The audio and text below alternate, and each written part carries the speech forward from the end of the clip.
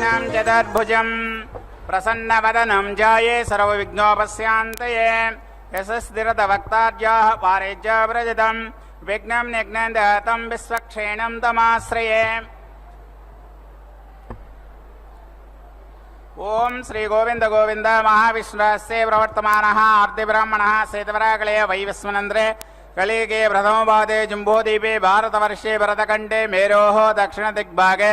आग्नेयप्रदेशे कृष्णाकावेर्यो मध्यदेशे समस्ता देवता ब्राह्मणा हरिहरसन्निधौ अस्मिन्नुत्तमाने व्यवहारिका प्रभुवादि षष्ठी संवत्सराणां मध्ये क्रोधिनाम संवत्सरे दक्षिणायणे शरद्धृतो कार्तिक मासे शुक्लपक्षे एकादश्यां उत्तराभाद्रा नक्षत्रयुक्तायां वैम्यवासरायुक्तायां राजाराष्ट्र अभिवर्धड्डं लोकक्षेमाभिवर्धड्डं अस्य यजमानस्य మీ పేరు గోత్రం మనసులో అనుకోండి సార్. గోత్రస్య నామధేయస్య పత్ని సమేతస్య పుత్రస్య సపుత్రకస్య సబాంధకస్య క్షేమ స్థైర్య ధైర్య వీర్య విజయ అభయ ఆయు ఆరోగ్య ఐశ్వర్య అభివర్ధడ్డం సకల కార్య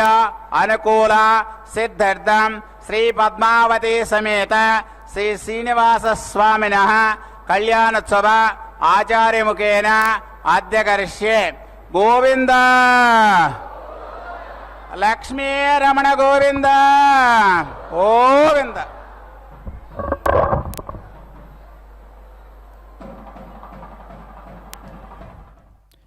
कौशेयपीतवसनाम्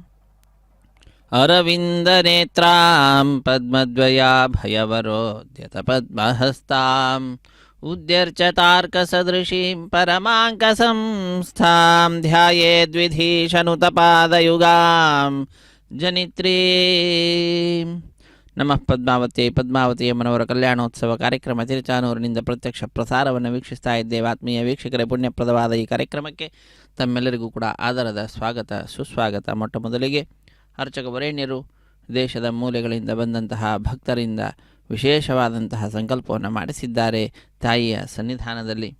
ಅದಾದ ನಂತರ ಶುದ್ಧಿ ಪುಣ್ಯಾಹ ವಾಚನೆ ಅಥವಾ ಸ್ವಸ್ತಿ ಪುಣ್ಯಾಹ ವಾಚನೆ ಅನ್ನುವಂತಹ ಕಾರ್ಯಕ್ರಮವನ್ನು ಆರಂಭಿಸ್ತಾ ಇರುವಂತಹದ್ದು ಸ್ಥಳ ಶುದ್ಧಿಗಾಗಿ, ವಾತಾವರಣ ಶುದ್ಧಿಗಾಗಿ, ದ್ರವ್ಯ ಶುದ್ಧಿಗಾಗಿ, ಆತ್ಮಶುದ್ಧಿಗಾಗಿ ನಡೆಸುವಂತಹ ಕಾರ್ಯಕ್ರಮವೇ ಶುದ್ಧಿ ಪುಣ್ಯಾಹ ವಾಚನೆ ಅಂತ. ನಿರ್ವಿಘ್ನ ಪರಿಸಮಾಪ್ತಿಗಾಗಿ ವಿನಾಯಕನ ಪೂಜೆಯ ಪರ್ಯಾಯವಾಗಿ ವಿಶ್ವಕ್ಸೇನ ಆರಾಧನೆಯನ್ನು ಮಾಡುತ್ತಾ ಸ್ವಸ್ತಿ ಪುಣ್ಯಾಹ ವಾಚನ ಕಾರ್ಯಕ್ರಮವನ್ನು ಆರಂಭಿಸುತ್ತಾರೆ ಅರ್ಚಕ ವರೇಣ್ಯರು. ಪಾಂಚರಾತ್ರ ಆಗಮ ಹೇಳಿದಂತಹ ವಿಧಿವಿಧಾನಗಳನ್ನು ಅನುಸರಿಸುತ್ತಾ ಪದ್ಮಾವತಿಯಮ್ಮನವರ ಹಾಗೂ ಶ್ರೀನಿವಾಸ ದೇವರ ಕಲ್ಯಾಣೋತ್ಸವ ಕಾರ್ಯಕ್ರಮವನ್ನು ಅರ್ಚಕ ವರೇಣ್ಯರು ನೆರವೇರಿಸಿಕೊಡುವಂತಹದ್ದು. ಅದರ ನೇರ ಪ್ರಸಾರವನ್ನು ಶ್ರೀ ವೆಂಕಟೇಶ್ವರ ಭಕ್ತಿವಾಹಿನಿಯವರು ನಮ್ಮೆಲ್ಲರೊಂದಿಗೆ ಹಂಚಿಕೊಳ್ತಾ ಇದ್ದಾರೆ. ನಾವುಗಳು ಕೂಡ ನಮ್ಮ ಬಂಧುಗಳು, ಬಾಂಧವರು, ಮಿತ್ರರು ಎಲ್ಲರಿಂದ ಕೂಡಿದಂಥವರಾಗಿ ಕಾರ್ಯಕ್ರಮದಲ್ಲಿ ಪಾಲ್ಗೊಂಡು ಧನ್ಯರಾಗೋಣ. ತಾಯಿಯ ಹಾಗೂ ಶ್ರೀನಿವಾಸ ದೇವರ ಕೃಪೆಗೆ ಪಾತ್ರರಾಗೋಣ. ಶುದ್ಧಿ ಪುಣ್ಯಾಹ ವಾಚನೆಯ ನಂತರ ಸ್ವಾಮಿಯ ಬಲಗೈಗೆ ಕಂಕಣ ಧಾರಣೆ ಇರುತ್ತದೆ. ಹಾಗೆ ಪದ್ಮಾವತಿ ಅಮ್ಮನವರ ಎಡಗೈಗೂ ಕಗಡ ಕಂಕಣವನ್ನು ಕಟ್ಟುತ್ತಾರೆ. ಅದಾದ ನಂತರ ವೆಂಕಟೇಶ್ವರ ಸ್ವಾಮಿಗೆ ಮಂಗಳಕರವಾಗಿರತಕ್ಕಂತಹ ಯಜ್ಞೋಪವೀತದ ಸಮರ್ಪಣೆಯನ್ನು ಮಾಡಿ ಕನ್ಯಾದಾನ ಕೈಂಕರ್ಯವನ್ನು ನಡೆಸಿಕೊಡುತ್ತಾರೆ. ತಾಯಿಗೂ ಭಗವಂತನಿಗೂ ಸೇರುವಂತೆ ಉದ್ದವಾದಂತಹ ಪುಷ್ಪಮಾಲೆಯನ್ನು ಸಮರ್ಪಣೆ ಮಾಡಿ ಮಧ್ಯದಲ್ಲಿ ತೆಂಗಿನಕಾಯಿಯನ್ನು ಇರಿಸಿ ಕೈಯಲ್ಲಿ ಮಂತ್ರಾಕ್ಷತೆ ಹಿಡಿದು ಮಂತ್ರಗಳನ್ನು ಉಚ್ಚರಿಸುತ್ತಾ ಕಟ್ಟ ಕಡೆಯಲ್ಲಿ ಕ್ಷೀರದಿಂದ ಅಭಿಷೇಕವನ್ನು ಆಚರಿಸಿ ಆ ಮಂತ್ರಾಕ್ಷತೆಯನ್ನು ತಾಯಿಗೂ ಭಗವಂತನಿಗೂ ಅರ್ಪಿಸಿ ಪುಷ್ಪಮಾಲೆಯನ್ನು ತಾಯಿಯ ಸಿಂಹಾಸನದಲ್ಲಿರಿಸಿ ನಂತರ ಅಗ್ನಿ ಪ್ರತಿಷ್ಠೆಯನ್ನು ಮಾಡಿ ಮಂಗಳಕರವಾದ ಮಾಂಗಲ್ಯ ಪೂಜೆಯನ್ನು ಕೈಗೊಂಡು ನಂತರ ಸ್ವಾಮಿಯ ಕೈಯನ್ನು ಮುಟ್ಟಿಸಿ ಪದ್ಮಾವತಿ ಅಮ್ಮನವರ ಕುರುಳಿಗೆ ಆ ಮಾಂಗಲ್ಯವನ್ನು ಸಮರ್ಪಣೆ ಮಾಡ್ತಕ್ಕಂಥದ್ದು. ಮಾಂಗಲ್ಯ ಧಾರಣೆ, ಕರ್ಪೂರ ನೀರಾಜನ, ಮಾಲಾ ಪರಿವರ್ತನೆ, ಅಕ್ಷತಾರೋಪಣೆ ಎಲ್ಲ ಕೈಂಕರ್ಯಗಳನ್ನು ವೇದ ಪಂಡಿತರು ವೇದ ಮಂತ್ರಗಳನ್ನು ಪಠಿಸ್ತಾ ಇದ್ದರೆ ಆ ವೇದ ಮಂತ್ರಗಳನ್ನು ಕೇಳುತ್ತಾ ನಾವು ಕೈಂಕರ್ಯವನ್ನು ನೋಡುವ ಭಾಗ್ಯವನ್ನು ಪಡೆದುಕೊಂಡಿದ್ದೇವೆ. ಇಂತಹ ಸರ್ವಶ್ರೇಷ್ಠವಾದಂತಹ ಕಾರ್ಯಕ್ರಮದಲ್ಲಿ ಪಾಲ್ಗೊಳ್ಳುವಂತಹದ್ದು ನಮ್ಮ ಪೂರ್ವಜನ್ಮದ ಸುಕೃತ ಗುರು ಹಿರಿಯರು ಮಾಡಿದಂತಹ ಪುಣ್ಯದ ಫಲ. ಆ ತಾಯಿ ಎಂ ಕಾಮಯೇ ತಂ ತಂ ಉಗ್ರಂ ಗೃಣೋಮಿ ತಂ ಬ್ರಹ್ಮಾಣಂ ತಂ ಋಷಿಂ ತಂ ಸುಮೇಧಾಂ. ಯಾರನ್ನು ಯಾವ ಸ್ಥಾನದಲ್ಲಾದರೂ ಕೂಡ ಕುಳ್ಳಿರಿಸಬಲ್ಲಂತಹ ಸಾಮರ್ಥ್ಯವನ್ನು ಪಡೆದಂಥವಳಾಗಿದ್ದಾಳೆ. ಅಂತಹ ಆ ತಾಯಿ ವಿಷ್ಣುನ ಸಹಿತಾಧ್ಯಾತ ಸಾಹಿತುಷ್ಟಿಂ ಪರಾಂ ವ್ರಜೇತ್. ಭಗವಂತನಿಂದ ಸೇರಿಸಿಕೊಂಡು ಆ ತಾಯಿಯನ್ನು ಸ್ತೋತ್ರ ಮಾಡಿದ್ದು ಅಂತಾದರೆ ತಾಯಿಗೆ ಬಹಳ ಸಂತೋಷ ಅಂತ ಆಗ್ತದೆ. ಆದ್ದರಿಂದ ಆ ಶ್ರೀನಿವಾಸ ದೇವರನ್ನು ಹಾಗೂ ಪದ್ಮಾವತಿ ಅಮ್ಮನವರನ್ನು ಸೇರಿಸಿಕೊಂಡೇ ನಾವು ಪದ್ಮಾವತಿ ಹೃದಯ ವಲ್ಲಭ ಗೋವಿಂದ ಗೋವಿಂದ ಎಂಬುದಾಗಿ ಗೋವಿಂದ ನಾಮಸ್ಮರಣೆ ಪದ್ಮಾವತಿ ಅಮ್ಮನವರ ನಾಮಸ್ಮರಣೆ ಅವರೀರುವರಲ್ಲಿಯೂ ಕೂಡ ನಾವು ಜ್ಞಾನ ಭಕ್ತಿ ವೈರಾಗ್ಯವನ್ನು ಕೊಟ್ಟು ನಮ್ಮನ್ನು ಉದ್ಧರಿಸಿ ಎಂಬುದಾಗಿ ಪ್ರಾರ್ಥನೆಯನ್ನು ಸಲ್ಲಿಸೋಣ. ಇದು ನಮ್ಮೆಲ್ಲರ ಅದ್ಭುತವಾಗಿರ್ತಕ್ಕಂತಹ ಅವಕಾಶ, ಪಡೆದುಕೊಂಡಿರುವಂತಹ ಅವಕಾಶ, ಆ ಸ್ವಾಮಿಯೇ ಕಲ್ಪಿಸಿಕೊಟ್ಟಿರುವಂತಹ ಅವಕಾಶ. ಇದನ್ನು ಸದುಪಯೋಗಪಡಿಸಿಕೊಳ್ಳೋಣ. ಸಕಲ ವೇದಗಳ ಆಗಮಗಳ ಅಭಿಮಾನಿನಿಯಾಗಿರ್ತಕ್ಕಂತಹವಳು ತಾಯಿ ಪದ್ಮಾವತಿ. ಅಂತಹ ಆ ಪದ್ಮಾವತಿ ಅಮ್ಮನವರು ತಮ್ಮ ಈ ಕಲ್ಯಾಣ ಮಹೋತ್ಸವ ಕಾರ್ಯಕ್ರಮದಲ್ಲಿ ವೇದ ಪಂಡಿತರು, ಆಗಮ ಪಂಡಿತರು ಎಲ್ಲರೂ ಕೂಡ ಆ ವೇದ ಮಂತ್ರಗಳನ್ನು ಪಠಿಸ್ತಕ್ಕಂತಹದ್ದು, ಆಗಮವನ್ನು ಪಠಿಸುವಂತಹ ಕಾರ್ಯವನ್ನು ಮಾಡ್ತಾರೆ.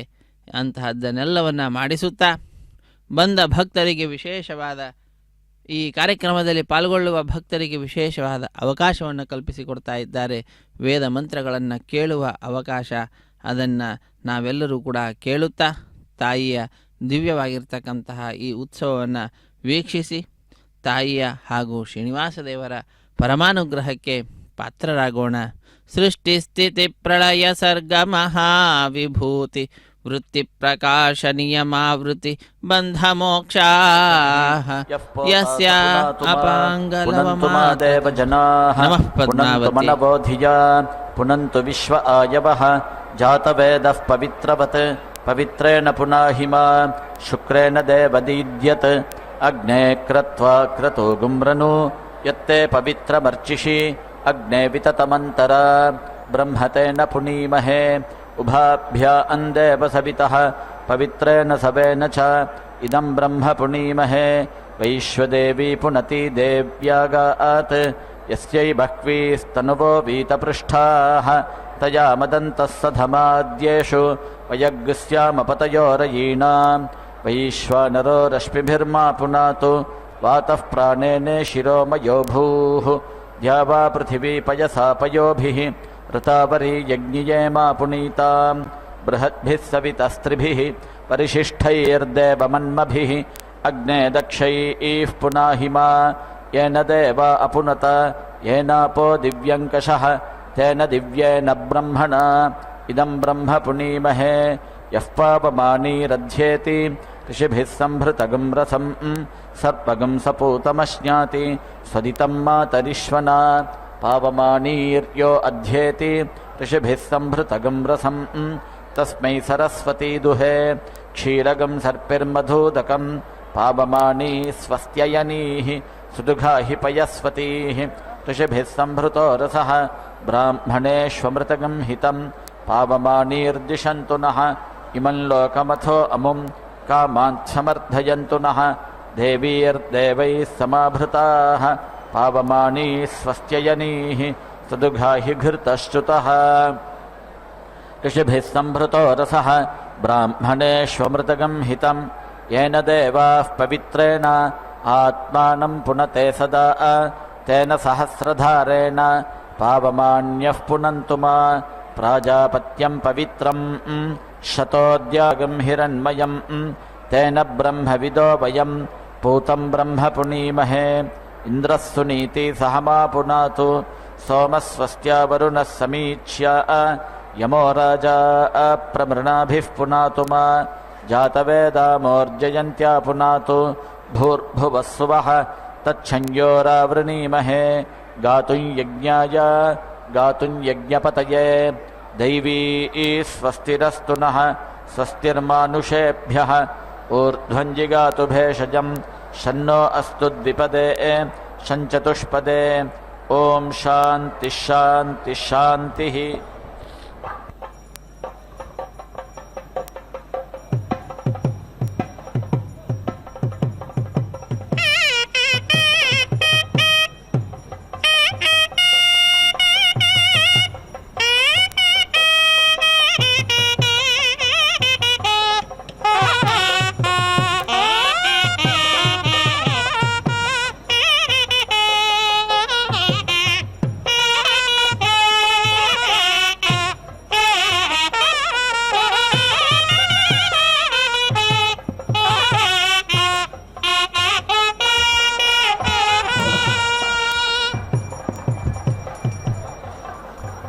प्रजापतिरकामयताश्वमेधेन यजेयेति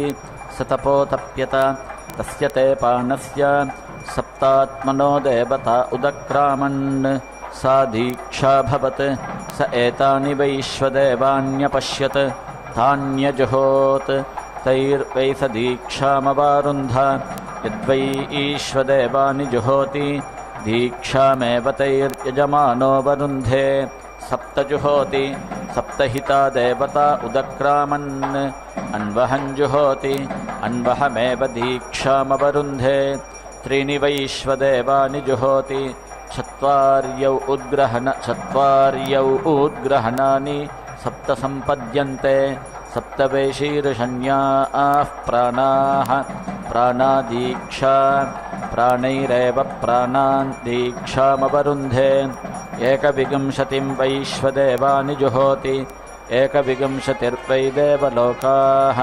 द्वादश मासाः पञ्चर्तवः त्रय इमे लोकाः असावादित्य एकविंशः एष सुवर्गो लोकः तद्दैव्यं क्षत्रं सा श्रीः तद्ब्रह्मस्य विष्टपं तत्स्वराज्यमुच्यते त्रिविंशतमौद्ग्रहणानि जुहोति त्रिविंशदक्षरा विराट् अन्नं विराट् विराजैवान्नाद्यमवरुन्धे विभज्य देवता अन्जुहोति त्रियावृतो वै देवाः त्रियावृत इमे लोकाः येषान् लोकानामाप्यै येषान् लोकानां क्लुप्त्यै अपवा एतस्मात् प्राणाः क्रामन्ति यो दीक्षामतिरेचयति सप्ताहं प्रचरन्ति सप्तवैशीर्षण्याः प्राणाः प्राणादीक्षा प्राणैरेव प्राणान् दीक्षामवरुन्धे पूर्णाहुतिमुत्तमाञ्जुहोति सर्वं वै पूर्णाहुतिः सत्वमेवाप्नोति अथो इयं वै पूर्णाहुतिः अस्यामेव प्रतितिष्ठति प्रजापतिरश्वमेधमसृजत तगं सृष्टन्न किञ्चनोदयच्छत् तं वै ईश्वदेवान्येवोदयच्छन् यद्वै ईश्वदेवानि जुहोति यज्ञस्योद्यत्यै स्वाहाधिमाधीताय स्वाहा स्वाहाधीतं मनसे स्वाहा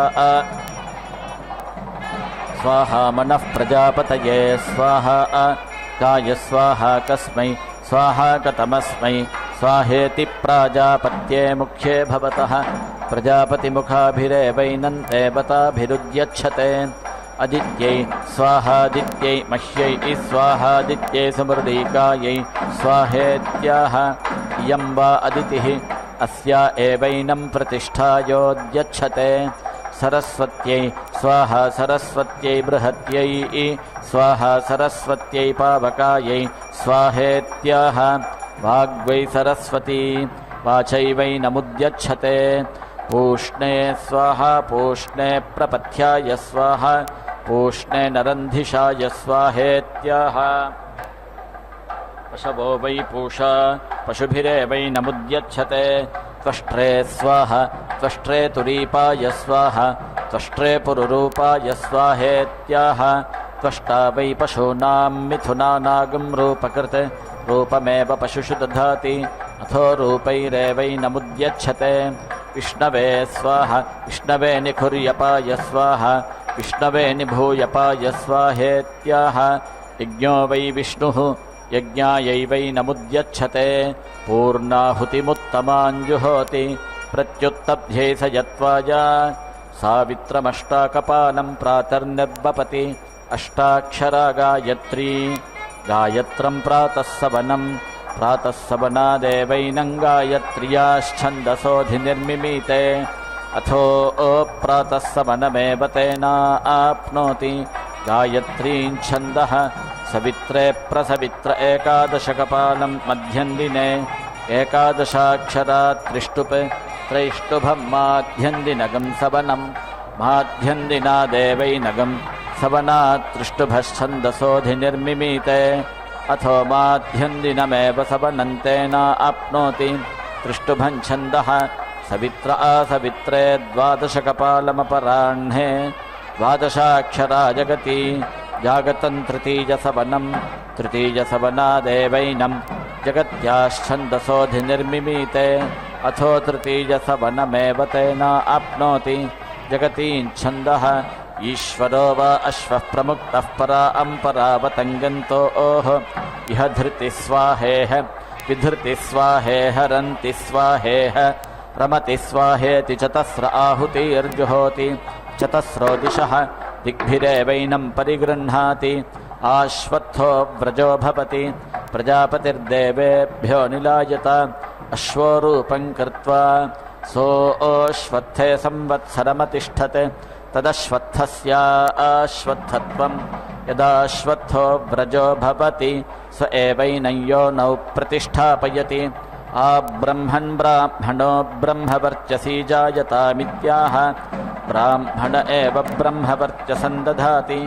तस्मात् पुरा ब्राह्मणो ब्रह्मवर्चस्य जायत अस्मिन् राष्ट्रे राजन्य इषव्यः शूरो महारथो जायतामित्याह राजन्य एव शौर्यं महिमानं दधाति तस्मात् पुरा राजन्य इषव्यः शूरो महारथो जायत दोग्ध्रीधेनुरित्याह धेन्वामेव पयो दधाति तस्मात् पुरा दोग्ध्रीधेनुरजायत वोढा नड्वानित्याह वीर्यं दधाति तस्मात् पुरा वोढा नड्वा न जायत आशुः सप्तिरित्याह अश्व एव जवं दधाति तस्मात् पुराशुरश्वो जायत पुरन्धिर्योषेत्याह योषित्येव रूपं दधाति तस्मात् स्त्रीयुवतिः प्रिया भावुका जिष्णुरथेष्ठा इत्याह आह वै तत्र जिष्णुरथेष्ठा जायते यत्रैतेन यज्ञेन यजन्ते सभेयो युवेत्याह यो वै पूर्ववयसि स सभेयो युवा तस्माद्युवा पुमान् प्रियो भावुकः आस्य यजमानस्य वीरो जायतामित्याह आह वै तत्र यजमानस्य वीरो जायते यत्रैतेन यज्ञेन यजन्ते निकामे निकामे नः पर्जन्यो वर्षत्वित्याह निकामे निकामे ह वै तत्र पर्जन्यो वर्षति यत्रैतेन यज्ञेन यजन्ते फलिन्यो न ओषधयः पच्यन्तामित्याह फलिन्यो ह वै तत्र औषधयः पच्यन्ते यत्रैतेन यज्ञेन यजन्ते योगक्षेमो नः कल्पतामित्याह कल्पते ह वै तत्र प्रजाभ्यो योगक्षेमः यत्रैतेन यज्ञेन यजन्ते प्रजापतिर्देवेभ्यो यज्ञान् व्यादिशत् स आत्मन्नश्वमेधमधत्त तन्देवा अब्रुवन् एष वावयज्ञः यदश्वमेधः अप्येवनोऽत्रास्विति तेभ्य एतानन्न होमान् प्रायच्छत् तानजुहोत् तैर्वै स देवानप्रीणात् यदन्न होमान् जुहोति देवानेव तैर्यजमानः प्रीणाति आज्येन जुहोति अग्नेर्वा एतद्रूपं यदाज्येन जुहोति अग्निमेव तत्प्रीणाति मधुना जुहोति महत्यैवा एतद्देवतायै रूपं यन्मधुना जुहोति महतीमेव तद्देवतां प्रीणाति तण्डुलैर्जुहोति पशूनां वा एतद्रूपं यत्तण्डुलैर्जुहोति पशूनेव तत्प्रीणाति पृथुकैर्जुहोति रुद्राणां वा एतद्रूपं यत्पृथुकैर्जुहोति रुद्रानेव तत्प्रीणाति लाजैर्जुहोति आदित्यानां वा एतद्रूपं यल्लाजैर्जुहोति आदित्यानेव तत्प्रीणाति करम्बैर्जुहोति विश्वेषां वा एतद्देवानागं रूपम् यत्करम्बैर्जुहोति विश्वानेव तद्देवान् प्रीणाति धानाभिर्जुहोति नक्षत्राणां वा एतद्रूपं यद्धानाभिर्जुहोति नक्षत्राण्येव तत्प्रीणाति सक्तुभिर्जुहोति प्रजापतेर्वा एतद्रूपं यत्सक्तुभिर्जुहोति प्रजापतिमेव तत्प्रीणाति मसूस्यैर्जुहोति सर्वासां वा एतद्देवतानागं रूपं यन्मसूस्यैर्जुहोति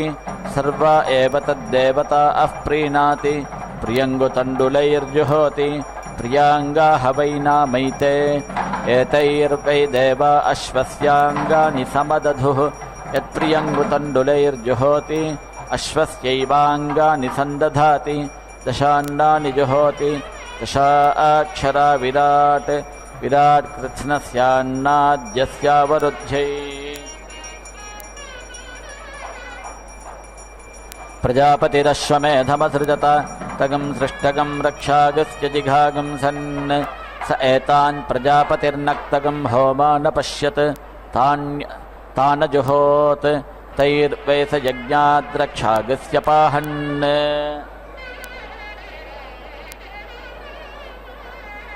यन्नक्तगं होमान् जुहोति यज्ञादेवतैर्यजमानो रक्षागस्य पहन्ति आज्येन जुहोति वज्रो वा आज्यं वज्रेणैव यज्ञाद्रक्षागस्य पहन्ति आज्यस्य प्रतिपदं करोति प्राणो वा आज्यं मुखत एवास्य प्राणं दधाति अन्नहोमान् जुहोति शरीरवदेवावरुन्धे व्यत्यासं जुहोति उभयस्यावरुध्यै नक्तं जुहोति रक्षसामपहत्यै आज्येनान्ततो जुहोति प्राणो वा आज्यम् उभयत एवास्य प्राणं दधाति पुरस्ताच्चोपरिष्टाच्च एकस्मै स्वाहेत्याह अस्मिन्नेव लोके प्रतिष्ठति द्वाभ्यागस्वाहेत्याह अमुष्मिन्नेव लोके प्रतिष्ठति उभयोरेव लोकयोः प्रतिष्ठति मुष्मिग्गिष्ट शताय स्वाहेत्याह शतायुर्वै पुरुषः शतवीर्यः आयुरेव वीर्यमवरुन्धे सहस्राय स्वाहेत्याह आयुर्वै सहस्रम् आयुरेवावरुन्धे सत्त्वस्मै स्वाहेत्याह अपरिमितमेवावरुन्धे प्रजापतिं वा एष ईप्सतीत्याहुः यो ओश्वमेधेन यजत इति अथो आहुः सर्वाणि भूतानीति एकस्मै स्वाहेत्याह प्रजापतिर्वा एकः तमेवाप्नोति एकस्मै स्वाहा द्वाभ्यागस्वाहेत्यभिपूर्वमाहुतिर्जुहोति अभिपूर्वमेव सुवर्गं लोकमेति एकोत्तरं जुहोति एकवदेव सुवर्गं लोकमेति सन्ततं जुहोति स्वर्गस्य लोकस्य सन्तत्यै शताय स्वाहेत्याह शतायुर्वै पुरुषः शतवीर्यः आयुरेव वीर्यमवरुन्धे सहस्राय स्वाहेत्याह आयुर्वै सहस्रम् आयुरेवावरुन्धे अयुताय स्वाहा नियुताय स्वाहा प्रयुताय स्वाहेत्याह त्रय इमे लोकाः इमानेव लोकानवरुन्धे अर्बुदाय स्वाहेत्याह वाग्वा अर्बुदं वाचमेवावरुन्धे न्यर्बुदाय स्वाहेत्याह यो वै वाचो भूमा तन्यर्बुदं वाच एव भूमानमवरुन्धे समुद्राय स्वाहेत्याह समुद्रमेवाप्नोति मध्याय स्वाहेत्याह मध्यमेवाप्नोति अन्ताय स्वाहेत्याह अन्तमेवाप्नोति परार्धाय स्वाहेत्याह परार्धमेवाप्नोति उषसे स्वाहा व्युष्ट्यै स्वाहेत्याह रात्रिर्वा उषाः अहर्व्युष्टिः अहोरात्रे एवावरुन्धे अथो अहोरात्रयोरेव प्रतितिष्ठति तायदुभयैर्दिवा वा नक्तं वा जुहुयात् अहोरात्रे मोहयेत् उषसे स्वाहा व्युष्ट्यै स्वाहोदेश्यते स्वाहोद्यते स्वाहेत्यनुदिते जुहोति उदिताय स्वाहा सुवर्गाय स्वाहा लोकाय स्वाहेत्युदिते जुहोति अहोरात्रयोरव्यतिमोहाय विभूत्मात्रा प्रभुः पित्रेत्यश्वनामानि जुहोति भयोरेवैनं लोकयोर्नामधेयं गमयति आयनाय स्वाहा प्रायनाय स्वाहेत्युद्रावान् जुहोति सत्त्वमेवैनमस्कन्नगं सुवर्गं लोकं गमयति अग्नये स्वाहा सोमाय स्वाहेति पूर्वहोमान् जुहोति पूर्व एव द्विषन्तं भ्रातृव्यमतिक्रामति पृथिव्यै स्वाहा स्वाहेत्याह तथा युजुरेवैतत् अग्नये स्वाहा सोमाय स्वाहेति पूर्वदीक्षा जुहोति पूर्व एव द्विषन्तं भ्रातृव्यमतिक्रामति पृथिव्यै स्वाहा अन्तरिक्षाय स्वाहेत्येकविगुंसिनी दीक्षाञ्जुहोति एकविंशतिर्वै देवलोकाः द्वादशमासाः पञ्चर्तवः त्रय इमे लोकाः असावादित्य एकविंशः एष सुवर्गो लोकः सुवर्गस्य लोकस्य समष्ट्यै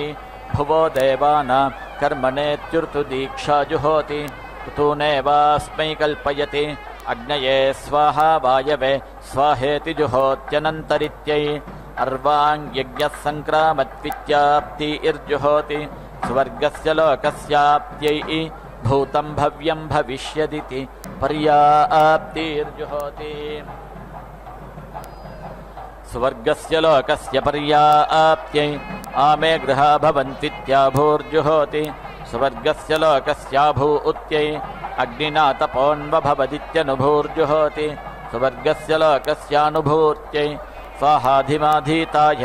स्वाहेति समस्तानि वैश्वदेवानि जुहोति समस्तमेव द्विषन्तं भ्रातृव्यमतिक्रामति तद्भ्यः स्वाहा हनूभ्यागस्वाहेत्यङ्गहोमाञ्जुहोति अङ्गे अङ्गे वै पुरुषस्य पाप्मोपश्लिष्टः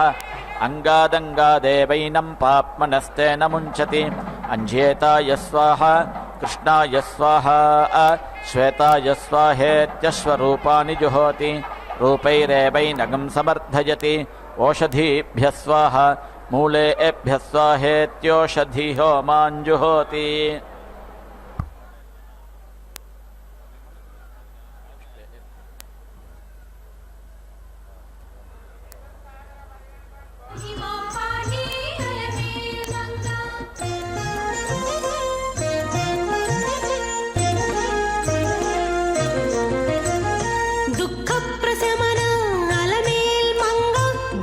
संहारिणी अलमेल मंगा शक्ति स्वरूपा अलमेल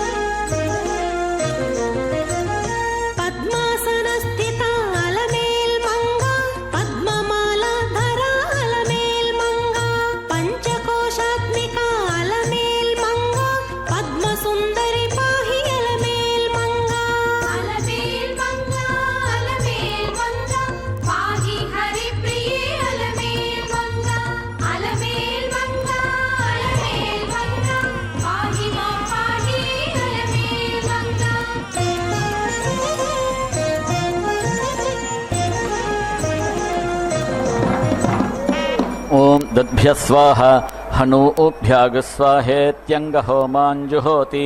अंगे अंगे वै पुरुषस्य पाप्मोपश्लिष्टः अंगादंगादेवैनं पाप्मनस्तेन मुञ्चति अंज्येताय स्वाहा कृष्णाय स्वाहा अश्वेताय स्वाहेत्यश्वरूपाणि जुहोति रूपैरेवैनगं समर्थयति ओषधीभ्यः स्वाहा मूलेभ्यः स्वाहेत्योषधिहोमाञ्जुहोति द्वयो वा ओषधयः पुष्पेभ्योऽन्याः फलं गृह्णन्ति मूलेभ्योऽन्याः ता एवोभयैरवरुन्धे वनस्पतिभ्यः स्वाहेति वनस्पतिहोमाञ्जुहोति आरण्यस्यान्नाद्यस्यावरुध्यै मेषस्त्वापचतैरवत्वित्यपाव्यानि जुहोति प्राणा वै देवा अपाव्याः प्राणानेवावरुन्धे कूप्या अभ्यः स्वाहाभ्यः स्वाहेत्यपागं होमा अञ्जुहोति अप्सु वा आपः अन्नं वा आपः अद्भ्यो वा अन्नं जायते यदेवाद्भ्योऽन्नं जायते तदवरुन्धे अम्भागुंसि जुहोति अयं वै लोकोऽम्भागुंसि तस्य वसवोऽधिपतयः अग्निर्ज्योतिः यदम्भागुंसि जुहोति इममेव लोकमवरुन्धे वसूनागं सायुज्यं गच्छति अग्निञ्ज्योतिरवरुन्धे नभागुंसि जुहोति अन्तरिक्षं वै नभागुंसि तस्य रुद्रा अधिपतयः वायुर्ज्योतिः यन्नभागुंसि जुहोति अन्तरिक्षमेवावरुन्धे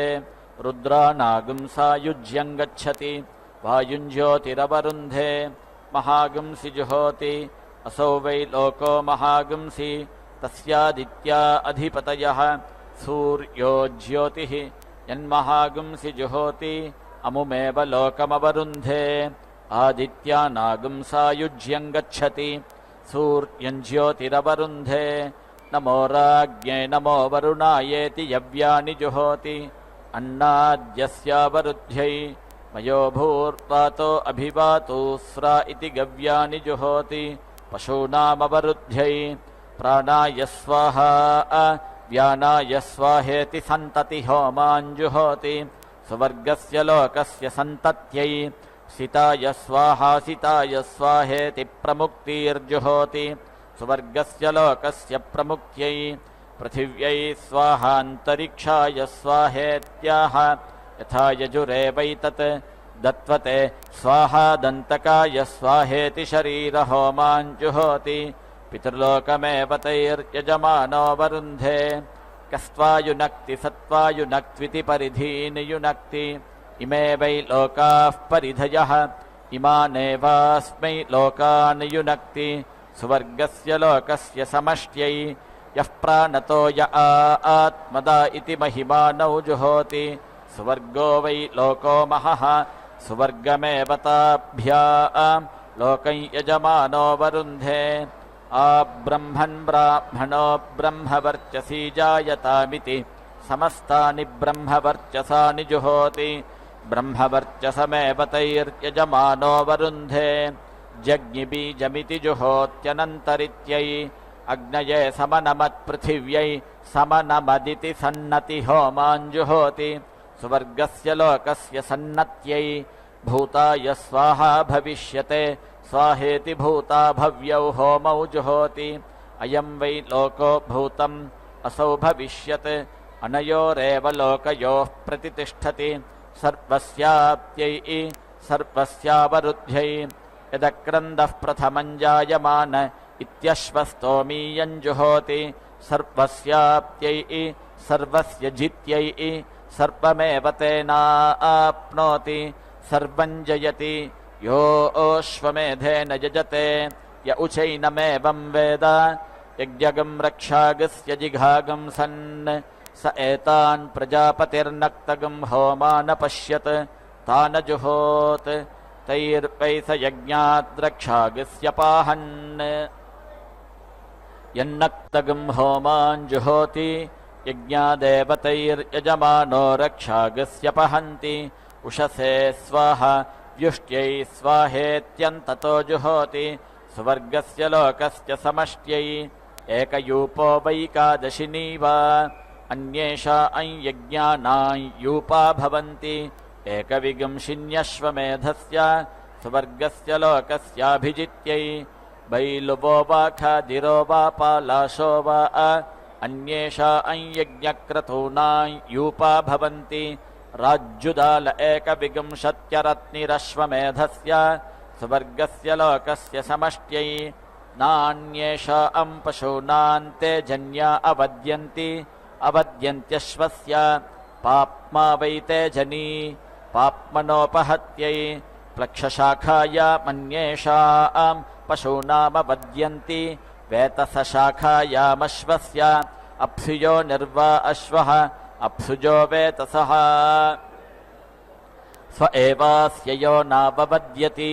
यूपेषु ग्राम्यान् पशून्नियुञ्जन्ति आरोकेष्वारण्यान् धारयन्ति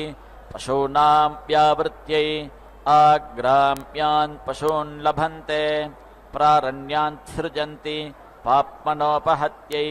राज्युदालमग्निष्ठं मिनोति भ्रूणहत्याया अपहत्यै पौतुद्रवाबभितो भवतः पुण्यस्य गन्धस्यावरुद्ध्यै भ्रूणहत्यामेवास्मादपहत्या पुण्येन गन्धेनोभयतः परिगृह्णाति षड्बैलुवा भवन्ति ब्रह्मवर्चसस्यावरुद्ध्यै षट्खादिराः तेजसोवरुद्ध्यै षट्पालाशाः सोमपीठस्यावरुद्ध्यै एकविंशतिः सम्पद्यन्ते एकविंशतिर्वै देवलोकाः 12 मासाः पञ्चर्तवः त्रय इमे लोकाः असावादित्य एकविंशः एष सुवर्गो लोकः सुवर्गस्य लोकस्य समष्ट्यै 100 पशवो भवन्ति शतायुः पुरुषः शतेन्द्रियः आयुष्येवेन्द्रिये प्रतितिष्ठति सर्वं वा अश्वमेध्याप्नोति अपरिमिता भवन्ति अपरिमितस्यावरुद्ध्यै ब्रह्मवादिनो वदन्ति कस्मात् सत्यात् दक्षिणतो अन्येषां पशूनामवद्यन्ति उत्तरतोऽश्वस्येति वारुणो वा अश्वः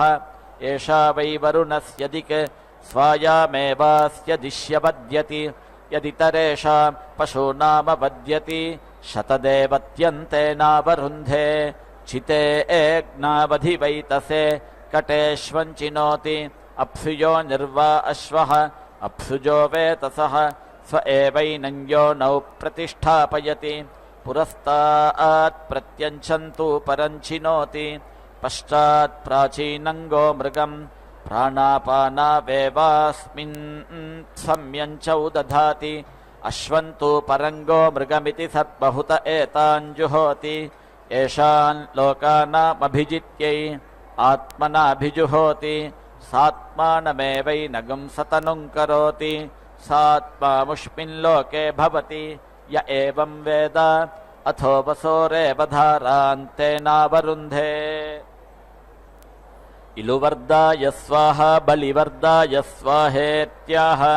संवत्सरो वा इलुवर्दः परिवत्सरो बलिवर्दः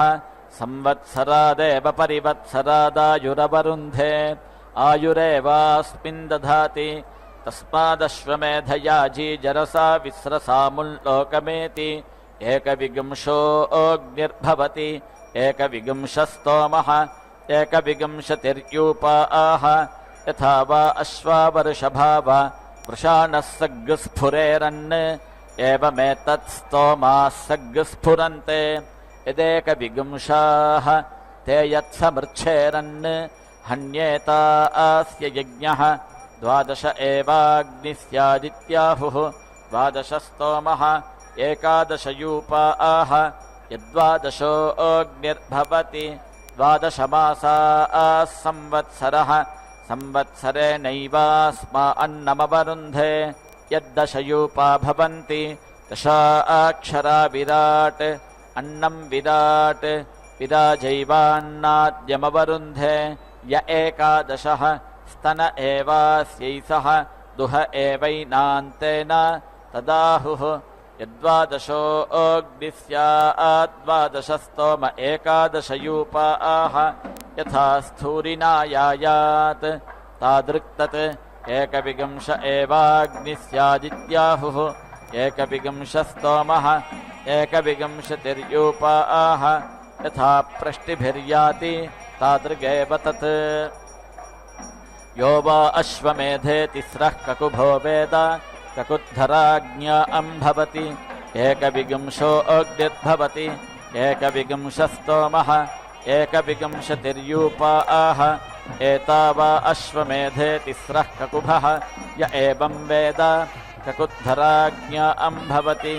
यो वा अश्वमेधे त्रीणि शीर्षाणि वेद शिरोहराज्ञा भवति एकविगंशो अग्निर्भवति एकविगंशस्तोमः एकविगंशतिर्यूपाः एतानि वा अश्वमेधे शीर्षाणि य एवं वेद शिरोहराज्ञा भवति देवा वा अश्वमेधे पवमाने सुवर्गं लोकं न प्राजानन् तमश्वः प्राजानात् यदश्वमेधेष्वेन मेध्येनोदञ्चो बहिष्पवमानगं सर्पन्ति सुवर्गस्य लोकस्य प्रज्ञात्यै न वै मनुष्यः सुवर्गं लोकमञ्जसा वेद अश्वो वै सुवर्गं लोकमञ्जसा वेद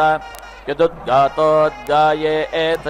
यथा क्षेत्रज्ञोऽन्येन पथा प्रतिपादयेत् तादृक्तत् उद्गातारमपरुध्य अश्वमुद्गीताय वृणीते यथा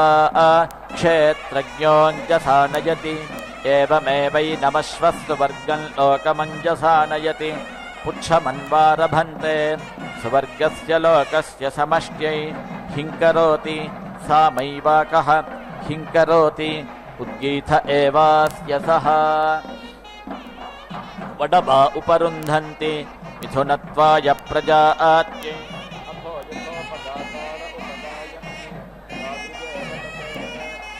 उदगासीदश्वो मेध्य इत्याह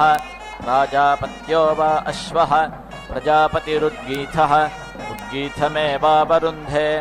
अथोर्क्सामयोरेव प्रतितिष्ठति हिरण्येनोपाकरोति ज्योतिर्वै हिरण्यं ज्योतिरेव मुखतो दधाति यजमाने च प्रजासु च अथो हिरण्यज्योतिरेव यजमानः सुवर्गं लोकमेति पुरुषो वै यज्ञः यज्ञः प्रजापतिः यदश्वे पशून्नियुञ्जन्ति यज्ञादेव तद्यज्ञं प्रयुङ्क्ते अश्वन्तु परङ्गो मृगं तानग्निष्ठ आलभते सेनामुखमेव तत्सद्गिष्यति तस्माद्राजमुखं भीष्मं भावुकम् आग्नेयं कृष्णग्रीवं पुरस्ता अल्ललाटे पूर्वाग्निमेव तं कुरुते तस्मात् पूर्वाग्निं पुरस्तात् स्थापयन्ति पौष्णमन्वञ्चम् अन्नं वै पूषा तस्मात् पूर्वाग्नावाहार्यमाहरन्ति ऐन्द्रापौष्णमुपरिष्टात् ऐन्द्रो वैराजन्योन्नं पूषा अन्नाद्येनैवैनमुभयतः परिगृह्णाति तस्माद्राजन्यो अन्नादो भावुकः आग्नेयौ कृष्णग्रीवौ बाहुवोः बाहुवोरेव वीर्यं धत्ते तस्माद्राजन्यो बाहुबली भावुकः राष्ट्रौ लोमशसख्यौ सख्योः सख्योरेव वीर्यं धत्ते तस्माद्राजन्य ऊरुबली भावुकः क्षितिपृष्ठौ बार्हस्पत्यौ पृष्ठे संज्ञानं विज्ञानं प्रज्ञानं जानदभिजानत् संकल्पमानं प्रकल्पमानमुपकल्पमानमुपक्लुप्तं क्लुप्तं श्रेयोपसीय आयत्सम्भूतं भूतं शुक्रकेतुः प्रभानाभान् सम्भान् ज्योतिष्मागस्तेजो रोचमानः शोभनः शोभमानः कल्याणः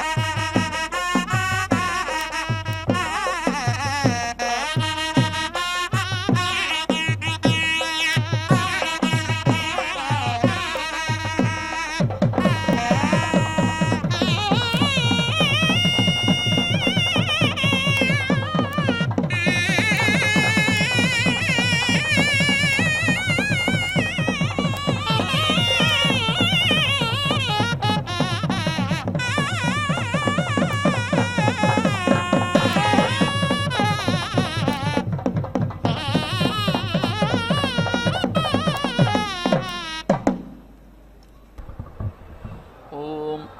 तस्माद्राजन्यो बाहुबली भावुकः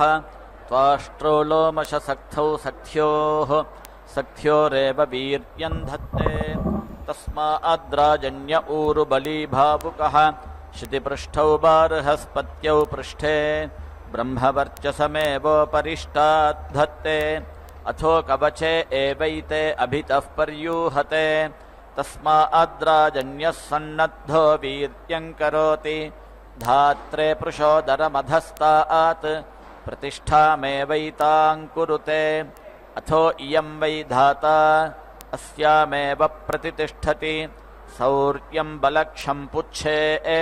उत्सेधमेव तं कुरुते तस्मादुत्सेधं भये प्रजा अभिसग्श्रयन्ति प्रजापतिरश्वमेधमसृजत सोऽस्मात् सृष्टोपाक्रामत् तमष्टादशिभिरनुप्रायुङ्क्त तमाप्नोत् तमाप्त्वाष्टादशिभिरवारुन्ध यदष्टादशि न आलभ्यन्ते यज्ञमेव तैराप्त्वा यजमानो वरुन्धे संवत्सरस्य वा एषा प्रतिमा यदष्टादशिनः द्वादशमासाः पञ्चर्तवः संवत्सरोऽष्टादशः यदष्टादशि न आलभ्यन्ते संवत्सरमेव तैराप्त्वा यजमानो वरुन्धे अग्निष्ठेन्यान् पशूनुपाकरोति इतरेषु यूपेष्वष्टादशिनो जामित्वाय नवनवालभ्यन्ते सवीर्यत्वाय यदारण्यैः सग्स्थापयेत् व्यवस्येतां पिता पुत्रौ यद्वानः क्रामेयुः विदूरङ्ग्रामयोर्ग्रामान्तौ स्यातां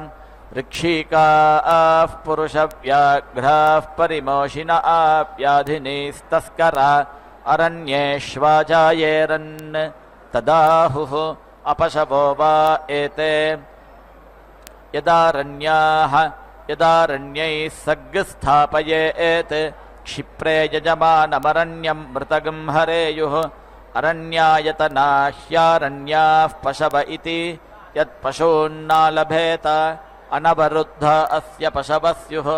यत्पर्यग्निकृतानुत्सृजेत् यज्ञवेषसङ्कुर्यात् यत्पशूनालभते तेनैव पशूनवरुन्धे यत्पर्यग्निकृतानुत्सृजत्ययज्ञवेषसाय अवरुद्ध अस्य पशवो भवन्ति न यज्ञवेषसम्भवति न यजमानमरण्यं मृतगं हरन्ति ग्राम्यैः सग्स्थापयति एते वै पशवः क्षेमो नाम सम्पिता पुत्रा ववस्यतः समध्वानः क्रामन्ति समन्तिकं ग्रामयोर्ग्रामान्तौ भवतः नर्क्षिकाः पुरुषव्याघ्राः परिमोषिण आव्याधिनीस्तस्करा अरण्येष्वाजायन्ते सप्तते अग्ने समिधः सप्त जिह्वाः सप्त ऋषयः सप्तधाम प्रियाणि सप्तहोत्र सप्तधात्वा यजन्ति सप्तयोनीराप्रणस्वा घृतेन इदं विष्णुर्विचक्रमे त्रेधा निदधे पदं समूढमस्य पागं सुरे त्रीणि पदा विचक्रमे विष्णुर्गोपा अदाभ्यः ततो धर्माणि धारयन् विष्णोः कर्माणि पश्यत यतो व्रतानि पस्पशे इन्द्रस्य युज्यः सखा तद्विष्णोः परमं पदगं सदा पश्यन्ति सूरयः दिवि वचक्षुराततं तद्विप्रासो विपण्यवो जागृवागं सस्समिन्धते विष्णोर्यत्परमं पदम् ॐ नारायणाय विद्महे वासुदेवाय धीमहि तन्नो विष्णुः प्रचोदयात् स्वाहा ॐ महादेव्यै च विद्महे विष्णुपत्न्यै च धीमहि तन्नो लक्ष्मीः प्रचोदयात् स्वाहा